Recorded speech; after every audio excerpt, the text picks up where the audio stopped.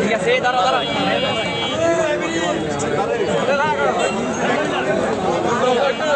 ওকে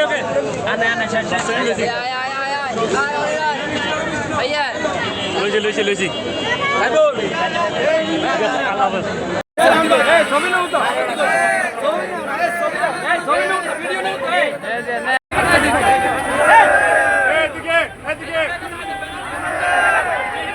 গণতান্ত্রিক প্রক্রিয়ায় যিনি আমাদের গণতান্ত্রিক সরকার জনাব তারেক রহমান একটি গণতান্ত্রিক প্রক্রিয়ায় সংসদে ভোটের মাধ্যমে রাষ্ট্রপতি নির্বাচিত করেছেন।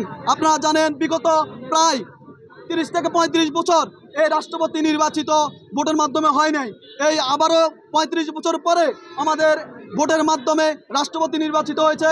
তাই আমরা আমাদের সাবেক মহাসচিব যিনি আন্দোলন সংগ্রামের প্রমুখ ছিলেন, যিনি একবারে তৃণমূল থেকে চেয়ারম্যান থেকে আজকে রাষ্ট্রপতি হয়েছেন, আমরা নোয়াখালী জেলা ছাত্রদলের পক্ষ থেকে মির্জা ফখরুল ইসলাম আলমগীর স্যারকে আমরা শুভেচ্ছা অভিনন্দন জানাই।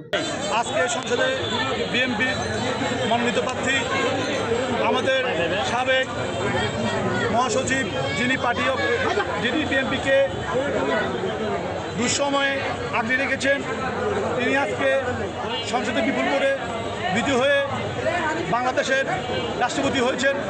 ওনাকে আমি নোয়াখালী জেলা ছাত্রদলের পক্ষ থেকে শুভেচ্ছা জানাই। রুহুল কবির রিজভী ভাই এবং বিএনপির সাবেক মহাসচিব বর্তমান রাষ্ট্রপতি মির্জা ফখরুল ইসলাম আলমগীর আজকে দিনে মাননীয় প্রধানমন্ত্রী বিএনপির ভারপ্রাপ্ত চেয়ারম্যান জনাব তারেক রহমান ওনাদের দুজনকেই পুরস্কৃত করেছে, যা দেখে আজকে বাংলাদেশের প্রত্যেকটি জনগণ, বাংলাদেশের ছাত্র সমাজ সবাই আজ আনন্দিত। আজকে আমাদের বিএনপি পরিবারের আমরা এখানে যারা বিএনপি করি, ছাত্রদল, যুবদল এবং বিভিন্ন অঙ্গ সংগঠন করি, আজকে আমাদের খুশির দিন। ছাত্রদল তৃণমূল পর্যায়ে থেকে এবং উপর লেভেলে যা আছে আমরা সবাই খুবই আনন্দিত। আমাদের বাংলাদেশ জাতীয়তাবাদী ছাত্রদল তৃণমূল পর্যায় থেকে যিনি রাজনীতিতে আন্দোলন সংগ্রাম করেছে এবং বিগত ফ্যাসিস্ট আমলে বাংলাদেশের গণতন্ত্র প্রতিষ্ঠার জন্য মির্জা ফখরুল ইসলাম আলমগীর স্যার এবং বাংলাদেশ জাতীয়তাবাদী দল বিএনপির বর্তমান ভারপ্রাপ্ত যিনি দায়িত্ব পেয়েছেন মহাসচিব রুহুল কবির রিজভী স্যার, ওনারা বাংলাদেশের এই দেশের আপাম জনতার গণতান্ত্রিক ভোটের জন্য, গণতান্ত্রিক লড়াইয়ের জন্য, গণতন্ত্রকে রক্ষার জন্য বিগত সময়টাতে আন্দোলন সংগ্রাম করেছে এবং সেই আন্দোলন সংগ্রামের সুবাদে বাংলাদেশ জাতীয়তাবাদী দলের নেতৃত্বে এই দেশে একটা সুস্থ সুশৃঙ্খল এবং ভোটের মাধ্যমে একটা ভোট অংশগ্রহণ হয়েছে এবং সেই ভোটে বাংলাদেশ জাতীয়তাবাদী দল 1/3 ভোট পেয়ে সরকার গঠন করেছে।